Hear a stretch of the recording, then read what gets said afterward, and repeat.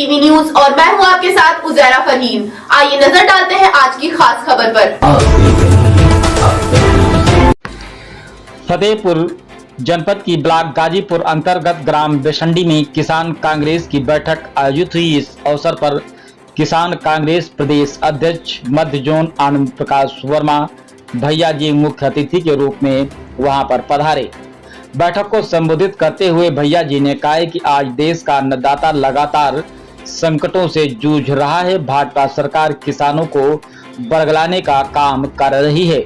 किसानों की फसलों का लागत मूल्य तक नहीं मिल पा रहा है। खाद बीज की किल्लत, बिजली दरों में वृद्धि और समर्थन मूल्य पर खरीद न होना सबसे बड़ी समस्या बनी हुई है।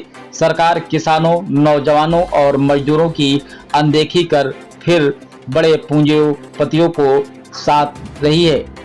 इस अवसर पर मोहित यादव ने कहा कि कांग्रेस पार्टी ही किसान की सच्ची हितैषी रही।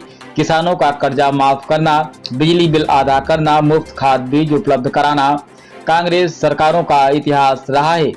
आज जरूरत है कि हम सब मिलकर भाजपा सरकार की जन विरोधी नीतियों के खिलाफ मजबूती से आवाज उठाएं। जयशंकर द्विवेदी ने कहा कि किसान अगर संगठित हो जाए तो सत्ता बदलना कोई मुश्किल नहीं है। भाजपा सरकार किसानों की बदहाली के लिए जिम्मेदार है, इसलिए मिशन 2027 को सफल बनाना हम सबकी जिम्मेदारी है। वीरेंद्र चतुर्वेदी ने कहा है कि भाजपा सरकार ने युवाओं के साथ भी धोखा किया है। बेरोजगारी चरम पर है जबकि महंगाई आसमान छू रही है। किसान और युवा दोनों एकजुट होकर बदलाव लाना चाहते हैं। पिंटू शर्मा ने कहा है कि कांग्रेस पार्टी हाथ ही नहीं जनता के साथ है और आने वाले समय में बदलाव निश्चित है। रविशंकर द्विवेदी ने कहा है कि मिशन 2027 में किसान कांग्रेस निर्णायक भूमिका निभाएगी।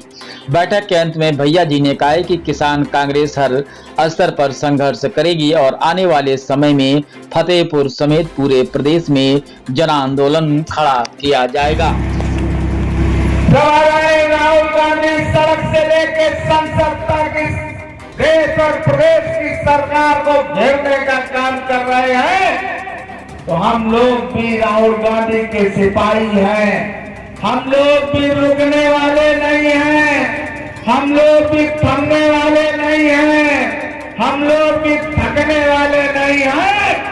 जब तक 2027 में और 2029 में इस देश और प्रदेश की सरकार को जहां से ये लोग चले थे वहीं नहीं पहुंचा देंगे, तब तक ये अभियान थमने वाला नहीं है। जय हिंद, जय कांग्रेस। क्या आपने देखा कि जिन लोगों ने भी मोदी की मां को गाली दी है वो भारतीय जनता पार्टी का ही कार्यकर्ता है। पुलिस ने उसको पकड़ा और ये भारतीय जनता पार्टी के लोगों ने जानबूझ करके उसको मंच पर भेज करके ये काम कराया, गाली देने का काम कराया, जिससे जो अपार सफलता राहुल गांधी की वोट अधिकार यात्रा को बिहार में मिल रही थी उससे लोगों का ध्यान मुड़े।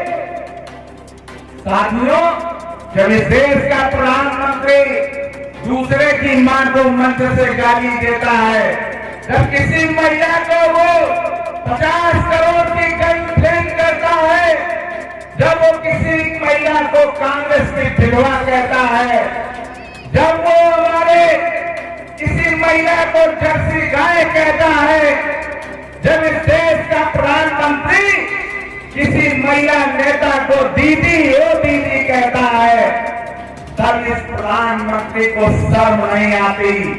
जो भी महिला किसी की मां होगी, किसी की दीदी होगी, किसी की बहन होगी, लेकिन जब उसकी मां को कोई कुछ कहता है तो ये टीवी पर रोता है। आज के बहुत ही भयानक समय आ गया है। इस देश के प्रधानमंत्री ने इस देश की संपूर्ण संपत्ति को 2-4 लोगों के बीच में बेच दिया है। इस देश की जो सरकार है वो हम दो और हमारे दो की सरकार है। इस देश में अडानी और अंबानी को इस देश की सारी संपत्ति इस देश के प्रधानमंत्री के द्वारा बेची जा रही है। हम बहुत ज्यादा आप लोगों को नहीं कहना चाहते, आप लोग निश्चित रूप से समझदार हैं। सोशल मीडिया के माध्यम से आप लोग इस देश की सरकारों की करतूतें देखा और सुना करते हैं। हम सिर्फ आपको होशमंद करने आए हैं कि आप लोगों ने अगर अपने घरों से नहीं निकले, आपकी सारी संपत्ति बेची जा रही है, आपके हकों बेचा जा रहा है, आपको रोटी, कपड़ा, मकान, शिक्षा, चिकित्सा और सुरक्षा नहीं मिल पा रही है। आपका जो संविधान है उस संविधान को बदलने का कोशिश किया जा रहा है। आपके बच्चों का जो आरक्षण है, जिस आरक्षण के तहत आपके बच्चों को सरकारी नौकरियां मिलती थी, वो आरक्षण खत्म किया जा रहा है। निश्चित रूप से अगर आप लोग नहीं जागे तो आपकी आने वाली औलादें आपसे पूछेंगी कि जब महात्मा गांधी के नेतृत्व में, पंडित जवाहरलाल नेहरू और बाबा भीमराव अंबेडकर के नेतृत्व में जब इस संविधान में हम लोगों को मौलिक अधिकार दिए गए थे, जब स्वतंत्रता, अभिव्यक्ति की स्वतंत्रता दी गई थी, रोटी, कपड़ा, मकान, शिक्षा, चिकित्सा और सुरक्षा की स्वतंत्रता दी गई थी, अधिकार दिए गए थे, जब ये मोदी और योगी की सरकारें उन अधिकारों को छीन रही थी, तब आप अपने घरों में बैठे हुए थे। तो आपकी आने वाली औलादें आज से प्रश्न करेंगी। इसलिए इस स्वतंत्रता की दूसरी लड़ाई को लड़ने का वक्त आ गया है। एक लड़ाई महात्मा गांधी के नेतृत्व में लड़ी गई थी, जब इस देश से अंग्रेजों को खदेड़ा गया था। एक दूसरी लड़ाई इंडिया महागठबंधन के नेताओं आदरणीय राहुल गांधी, आदरणीय अखिलेश यादव, आदरणीय तेजस्वी यादव के नेतृत्व में आप लोगों को लड़ना है और इस देश की निकम्मी सरकार योगी और मोदी की सरकार को 2027 और 2029 में इस देश और प्रदेश से खदेड़ कर बाहर करना है, तभी इस देश का भविष्य सुरक्षित होगा। हम इसी के साथ अपनी बात को समाप्त करते हैं। जय हिंद, जय कांग्रेस। और आमंत्रित करते हैं हमारे छोटे भाई आशीष कुमार यादव जी को।